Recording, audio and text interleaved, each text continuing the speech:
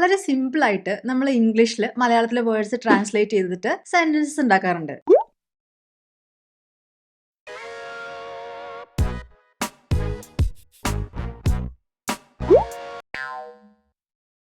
നമ്മൾ സാധാരണ സംസാരിക്കുമ്പോൾ നേറ്റീവ് സ്പീക്കേഴ്സ് യൂസ് ചെയ്യുന്ന ചില വേർഡ്സ് നമ്മുടെ മനസ്സിൽ പെട്ടെന്ന് വരില്ല. അതിന് പകരം നമ്മൾ ട്രാൻസ്ലേറ്റ് ചെയ്ത് വരുന്ന വാക്കുകളായിരിക്കും വരിക.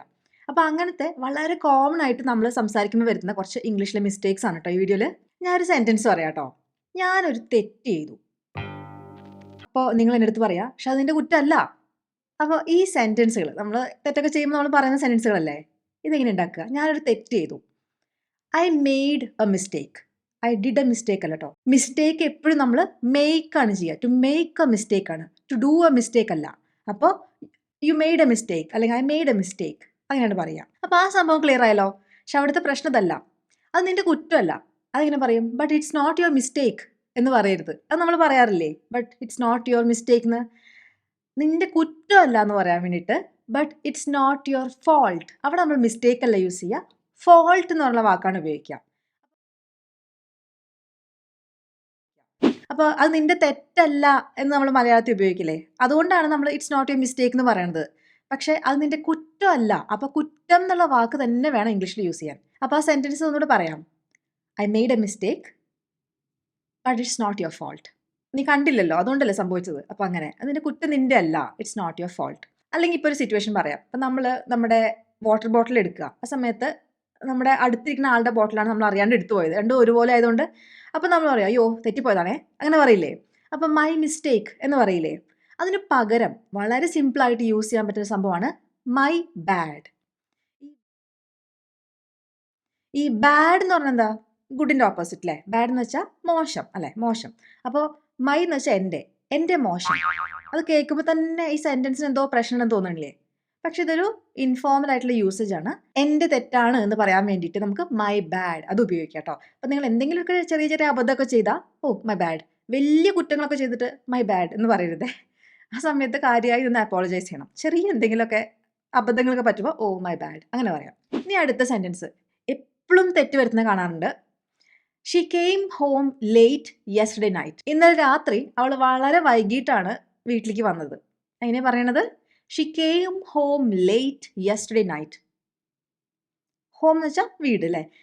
ഷീ കെയിം ടു ഹോം പറയാൻ പാടില്ല, ഹോമിൻ്റെ അപ്പുറത്ത് ടു പാടില്ല. അപ്പോൾ ഷീ കെയിം ഹോം അതാണ് ശരി കേട്ടോ. പ്രശ്നം എന്താണെന്നറിയോ? യെസ്റ്റർഡേ നൈറ്റ് എപ്പോഴും നമ്മൾ ലാസ്റ്റ് നൈറ്റ് എന്ന് പറയണം. ഇത് ഇംഗ്ലീഷിലെ ഒരു പ്രത്യേക യൂസേജ് ആണ്. നമ്മൾ മലയാളം നേരെ അങ്ങനെ ഇംഗ്ലീഷ് ആക്കുമ്പോൾ നമുക്ക് തെറ്റിപ്പോവും. ഇതും നമ്മൾ പ്രത്യേകം പഠിക്കേണ്ട ഒരു കാര്യമാണ്. മലയാളത്തിൽ ഇന്ന് രാവിലെ, ഇന്ന് ഉച്ച തിരിഞ്ഞിട്ട്, ഇന്ന് വൈകുന്നേരം, ഇന്ന് രാത്രി, അപ്പോൾ ഇന്ന് എന്നുള്ള വാക്ക് ഉപയോഗിക്കും. അപ്പോൾ നമ്മൾ ഇംഗ്ലീഷിലേക്ക് ആക്കുമ്പോൾ today morning, today afternoon, today evening, today night ഇങ്ങനെ പറയാൻ ചാൻസ് ഉണ്ട്.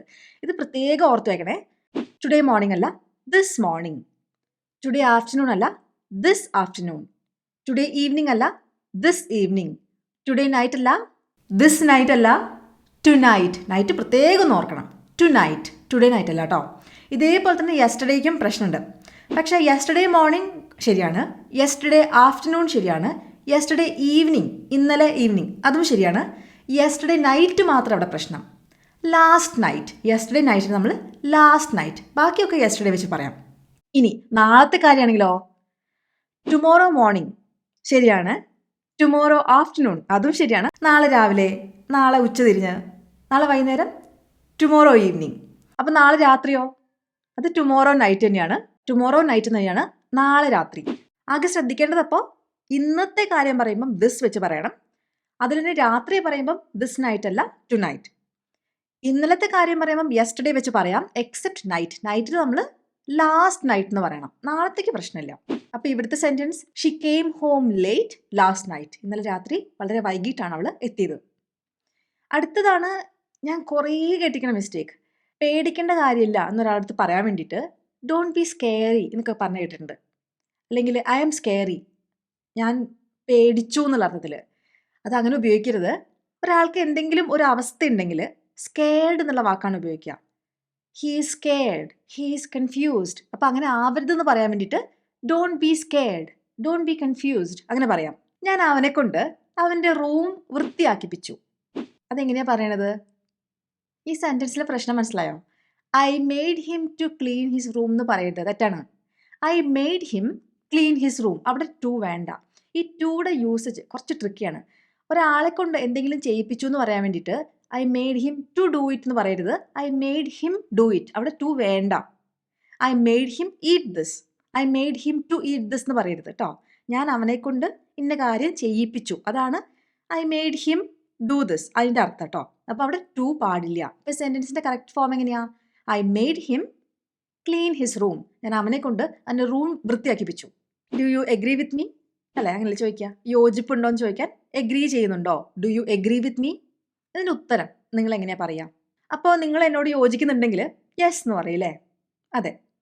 യോജിക്കുന്നില്ലെങ്കിൽ നോ, ഒട്ടും യോജിക്കാൻ പറ്റില്ല, നോ. ഇനി നിങ്ങൾക്ക് തോന്നുന്നത് ശരിയാണെന്നാണ്, അപ്പോൾ ഐ തിങ്ക് യെസ് അല്ലെങ്കിൽ ഐ തിങ്ക് നോ, അങ്ങനെ പറയാനൊരു ടെൻഡൻസി ഉണ്ട്. അങ്ങനെ പറയരുത്. എനിക്ക് തോന്നുന്നത് ഐ തിങ്ക് സോ, യെസ് പറയരുത്, ഐ തിങ്ക് സോ. അല്ലെങ്കിൽ ഐ ഡോണ്ട് തിങ്ക് സോ, എനിക്ക് അങ്ങനെ തോന്നുന്നില്ല, I don't think so. I think yes, I think no, അങ്ങനെ ഉപയോഗിക്കരുത് കേട്ടോ. അത് പ്രത്യേകം ശ്രദ്ധിച്ചോളൂ. നമ്മൾ സാധാരണ സംസാരിക്കുമ്പോൾ ഇത് കുറേ വരുന്നതാണ്. ഐ തിങ്ക് യെസ്, ഒന്നില്ലെങ്കിൽ യെസ് അല്ലെങ്കിൽ നോ, അല്ലെങ്കിൽ ഐ തിങ്ക് സോ, അല്ലെങ്കിൽ ഐ ഡോണ്ട് തിങ്ക് സോ. ഇനി വേറൊരു കോമൺ ആയിട്ടുള്ള മിസ്റ്റേക്ക് കണ്ടുവരുന്നത്, ആള് ഭയങ്കര പൈസക്കാരനാണ്, അപ്പോൾ നല്ല കാശുള്ള ആളെ റിച്ച് എന്ന് പറയും അല്ലേ? അയാൾക്ക് അത്ര കാശൊന്നും ഇല്ല എന്ന് പറയാൻ വേണ്ടിയിട്ട് he is not so rich, അങ്ങനെ പറയില്ലേ? അത്രക്ക് റിച്ച് ഒന്നും അല്ല അയാൾ, he is not so rich. ഇനി അയാളുടെ അനിയൻ്റെ അത്രയൊന്നും പൈസ ഇല്ല ആൾക്ക്, അങ്ങനെ പറയില്ലേ? He is not so rich as his brother എന്ന് പറയാനൊരു ടെൻഡൻസി ഉണ്ട്, അത് തെറ്റാട്ടോ. He is not as rich as his brother, അയാളുടെ അനിയൻ്റെ അത്രയും കാശുകാരനല്ല. He is not as rich as, അപ്പോൾ അത് ഒരുമിച്ച് വരും. ആസ് സ്മാർട്ട് ആസ്, എന്തെങ്കിലും രണ്ട് സാധനങ്ങൾ കമ്പയർ ചെയ്യാം. ഈ പൂവ് ഈസ് ആസ് ബ്യൂട്ടിഫുൾ ആസ് ആ പൂവ്, അപ്പോൾ this flower is as beautiful as that flower. ആ ആസ് പിന്നെ അതിൻ്റെ വിശേഷണം as rich as poor as good as. This rice is as good as that rice, ഈ അരി ആ അരിയുടെ അത്രയും നല്ലതാ, അതാണ് അതിൻ്റെ അർത്ഥം. ഹീസ് നോട്ട് സോ റിച്ച് എന്ന് പറയുന്ന കറക്റ്റ് സെൻറ്റൻസ് ആണ്. അയാൾ അത്രയ്ക്ക് എന്നുള്ള അർത്ഥമാണ് ഇവിടെ സോ. അയാൾ അത്രയ്ക്ക് കാശുകാരനല്ല, പക്ഷെ കമ്പയർ ചെയ്യുമ്പോൾ he's not as rich as his brother, അല്ലെങ്കിൽ ആണെന്ന് പറയാൻ വേണ്ടിയിട്ട് he's as rich as his brother. ഇനി ഇതേപോലത്തെ വേറൊരു മിസ്റ്റേക്ക്, ആള് നല്ലൊരു ടീച്ചറായിരുന്നു, അത് പറയാൻ വേണ്ടിയിട്ട് she was so good teacher, അത് തെറ്റാ. അപ്പോൾ സാധാരണയായിട്ട് നമ്മൾ അങ്ങനെ പറയാം, she was a very good teacher, അങ്ങനെ പറയാം അല്ലേ? എ വെരി ഗുഡ് ടീച്ചർ കറക്റ്റായ സെൻറ്റൻസ് ആണ് കേട്ടോ. അതൊന്നുകൂടി ഒന്ന് സ്റ്റൈലായി പറയാൻ വേണ്ടിയിട്ട് സോ ഉപയോഗിക്കരുത് അവിടെ. She was a very good teacher. ഇനി വെരി ഗുഡിന് പകരം എക്സലൻറ്റ് യൂസ് ചെയ്യാം, അടിപൊളി. She was an excellent teacher അല്ലെങ്കിൽ അമേസിങ് ടീച്ചർ, ഇങ്ങനത്തെ കാര്യങ്ങൾ ഉപയോഗിക്കാം. പക്ഷേ she was so good teacher പറയരുത്. She was too good teacher, അതും ഉപയോഗിക്കരുത് കേട്ടോ. അപ്പോൾ എങ്ങനെയൊക്കെ പറയത്? She was a very good teacher, അല്ലെങ്കിൽ she was such a good teacher. നിങ്ങൾക്കൊന്ന് അത് സ്ട്രെസ് ചെയ്ത് പറയണം, ഓഹ് എന്തൊരു നല്ല ടീച്ചറായിരുന്നോ. She was such a good teacher, അപ്പോൾ സച്ച് എ ഗുഡ് അത് പഠിച്ചു വെച്ചോളൂ. ഉപയോഗിക്കുമ്പോൾ നല്ല രസമുള്ളൊരു ഫ്രേസാണ്. It was such a good movie, നല്ലൊരു പടമായിരുന്നു, സച്ച് എ ഗുഡ് മൂവി. അല്ലെങ്കിൽ ബിരിയാണി കഴിച്ചപ്പോൾ it was such a good biryani, ഓഹ് എന്തൊരു നല്ല ബിരിയാണി ആയിരുന്നു അത്. അപ്പോൾ അങ്ങനെ നമുക്ക് ആ ഉള്ളിൽ നിന്ന് ഇങ്ങോട്ട് വരികയാണ് ഭയങ്കര നല്ലതെന്ന് പറയാൻ. അതിന് വേണ്ടിയിട്ട് it was such a good അങ്ങനെ ഉപയോഗിക്കാം കേട്ടോ. അടുത്തത്, ഹി ഗേവ് മീ 1000 rupees. ആളെനിക്ക് 1000 രൂപ തന്നു. ഒരു ഫെസ്റ്റിവൽ സമയമൊക്കെ അല്ലേ, അപ്പോൾ ആൾക്കാർക്ക് കാശൊക്കെ എൽഡേഴ്സ് കൊടുക്കില്ലേ, വലിയ ആൾക്കാർ കൊടുക്കില്ലേ, അപ്പോൾ 1000 രൂപ തന്നു. എങ്ങനെ പറഞ്ഞേ? He gave me 1000 rupees. ഞാൻ എന്ത് ചെയ്തു? അത് മുഴുവൻ തുണികൾ വാങ്ങിക്കാൻ വേണ്ടിയിട്ട് ചിലവഴിച്ചു. അങ്ങനെ പറയാ, I spend them on clothes. Clothes എന്ന് വെച്ചാൽ വസ്ത്രങ്ങൾ. മിസ്റ്റേക്ക് ഉണ്ട്, മനസ്സിലായോ? I spend it on clothes. നമ്മളവിടെ ദം യൂസ് ചെയ്യാൻ കാരണം 1000 rupees ഉണ്ടല്ലോ, കുറേ ഉണ്ടല്ലോ, പ്ലൂറലല്ലേ എന്ന് വെച്ചിട്ടായിരിക്കും. പക്ഷെ പൈസ, മണി, അതിൻ്റെ കാര്യങ്ങൾ, നമ്മൾ കാശ് എത്ര രൂപ വേണമെങ്കിലും ആയിക്കോട്ടെ, അത് നമ്മൾ ഇറ്റ് എന്നാണ് ഉപയോഗിക്കുക. I spend it on clothes കേട്ടോ. അപ്പോൾ അവിടെ ദം അല്ല വരിക കേട്ടോ. അടുത്തതാണ് ഒരു കിടലും മിസ്റ്റേക്ക്, കുറേ പേര് വരുന്ന കണ്ടിട്ടുണ്ട്. ഇതിൻ്റെ വ്യത്യാസം ഇപ്പം തന്നെ കൃത്യമായിട്ട് മനസ്സിലാക്കി വെച്ചോളൂ കേട്ടോ. Have you eaten already? നീ കഴിച്ചു കഴിഞ്ഞതാണോ എന്ന് പറയാൻ വേണ്ടിയിട്ട് ഹാവ് യു ഈറ്റൻ ഓൾറെഡി എന്ന് ചോദിക്കരുത്. ഈ ഓൾറെഡിയും യെറ്റും അങ്ങോട്ടും ഇങ്ങോട്ടും മാറിപ്പോരുത്. അത് വളരെ സിമ്പിളാണ്. ഞാൻ പറഞ്ഞുതരാം അതെങ്ങനെയാണ് യൂസ് ചെയ്യാമെന്ന്. ഇവിടെ ഹാവ് യു ഈറ്റൻ യെറ്റ് അതാണ് യൂസ് ചെയ്യാം. നീ കഴിച്ചതാണോ, ഇതുവരെ കഴിച്ചതാണോ, നീ ഇതിനകം കഴിച്ചതാണോ, അങ്ങനെ അറിയാൻ വേണ്ടിയിട്ട് have you eaten yet, already അല്ല. ഓൾറെഡി എപ്പോഴാണ് വരിക എന്നറിയോ? നമ്മൾ പോസിറ്റീവായിട്ടുള്ള നമുക്ക് അറിയാവുന്ന കഴിഞ്ഞു പോയ കാര്യങ്ങൾ പറയാൻ വേണ്ടിയിട്ട്. ഐ ഹാവ് ഓൾറെഡി ഈറ്റൻ, ഞാൻ ഓൾറെഡി കഴിച്ചതാണ്. I have already eaten. അപ്പം ഞാൻ കഴിച്ചിട്ടില്ല എന്ന് പറയാനോ? I haven't eaten yet. അപ്പം ശ്രദ്ധിക്കേണ്ട 2 കാര്യങ്ങളാണ്. ഒന്ന്, നമ്മൾ ഒരു കാര്യം ഓൾറെഡി ചെയ്തതാണ്, അങ്ങനെ പോസിറ്റീവായിട്ട് കഴിഞ്ഞതാണ് എന്ന് പറയണമെങ്കിൽ ഓൾറെഡിയാണ് യൂസ് ചെയ്യുക. നീ ചെയ്തതാണോ ചോദ്യം, അപ്പം ചെയ്തോ ഇല്ലയോ എന്ന് നമുക്ക് അറിയില്ല കേട്ടോ. അല്ലെങ്കിൽ ചെയ്തിട്ടില്ല, ഈ 2 കേസിലും നമ്മൾ യെറ്റാണ് യൂസ് ചെയ്യുക. I haven't eaten yet, I haven't eaten already അല്ല കേട്ടോ. ഐ ഹാവിൻറ്റ് ഈറ്റൻ യെറ്റ് എന്ന് വെച്ചാൽ ഞാൻ കഴിച്ചിട്ടില്ല അല്ലെങ്കിൽ കഴിച്ചതാണോ എന്ന് ചോദിക്കണം. അപ്പം നമ്മൾ യെറ്റാണ് യൂസ് ചെയ്യുക. അപ്പം ഞാൻ പറഞ്ഞു ചോദ്യം ചോദിക്കുമ്പോൾ ഓൾറെഡി യൂസ് ചെയ്യാൻ പറ്റില്ല എന്നല്ലേ. ഒരു കേസിൽ നമുക്ക് ഹാവ് യു ഈറ്റൻ ഓൾറെഡി ഉപയോഗിക്കാം. എപ്പോഴാണെന്നറിയോ? അപ്പം ഞാൻ ഓടി വരും കേട്ടോ കഴിക്കാൻ വേണ്ടിയിട്ട്. അപ്പോഴേക്കും എൻ്റെ ഫ്രണ്ട് കഴിച്ചു കഴിഞ്ഞു. അപ്പോൾ പ്ലേറ്റൊക്കെ അവിടെ കിടക്കുന്നുണ്ട്, ഫുഡിൻ്റെ പകുതി മാത്രമേ ഇരിക്കുന്നുള്ളൂ. അപ്പോൾ എനിക്ക് മനസ്സിലായി, എടാ നീ കഴിച്ചൂലേ, അങ്ങനെ പറയാൻ വേണ്ടിയിട്ട് ഒരു surprise. Have you eaten already, നീ നേരത്തെ കഴിച്ചൂലേ, അങ്ങനെ സർപ്രൈസ് ആണ് എനിക്ക്. നീ കഴിച്ചു അമ്മടെ വീരാ.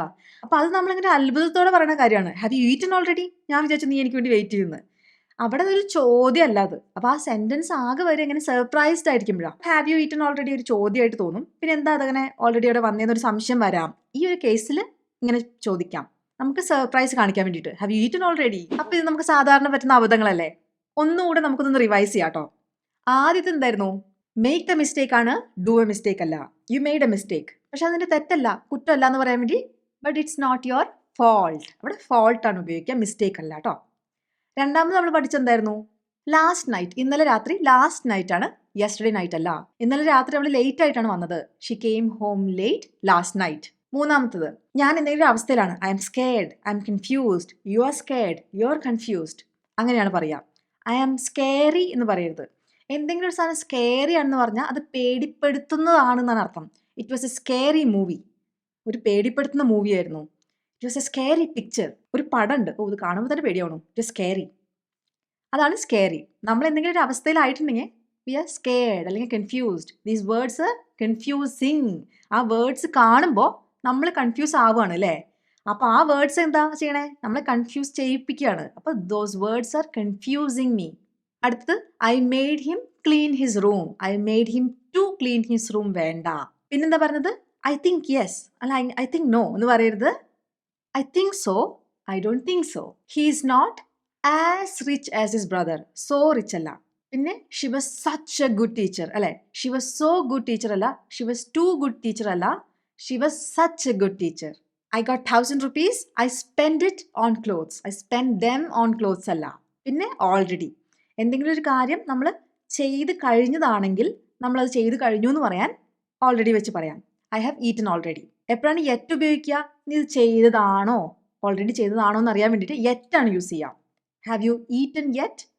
അല്ലെങ്കിൽ ഞാൻ ചെയ്തിട്ടില്ല, ഇതിനകം ചെയ്ത് കഴിഞ്ഞിട്ടില്ല എന്ന് പറയാൻ വേണ്ടിയിട്ട് ഐ ഹാവിൻറ്റ് ഈറ്റൻ യെറ്റ്. അവിടെ ഓൾറെഡി ഉപയോഗിക്കാൻ പാടില്ല. അപ്പോൾ ഈ വീഡിയോ ഇഷ്ടപ്പെട്ടിട്ടുണ്ടെങ്കിൽ ഇതുമാതിരി കുറേ മിസ്റ്റേക്സ് കറക്റ്റ് ചെയ്യുന്ന വേറൊരു വീഡിയോയുടെ ലിങ്ക് ചെയ്യാം, കണ്ടു നോക്കൂ കേട്ടോ. വീഡിയോ ഇഷ്ടമായിട്ടുണ്ടെങ്കിൽ അത് പറയാൻ മറക്കരുത്. അപ്പോൾ അത്രയേ ഉള്ളൂ. അടുത്ത ദിവസം കാണാം. അതുവരേക്കും ബൈ.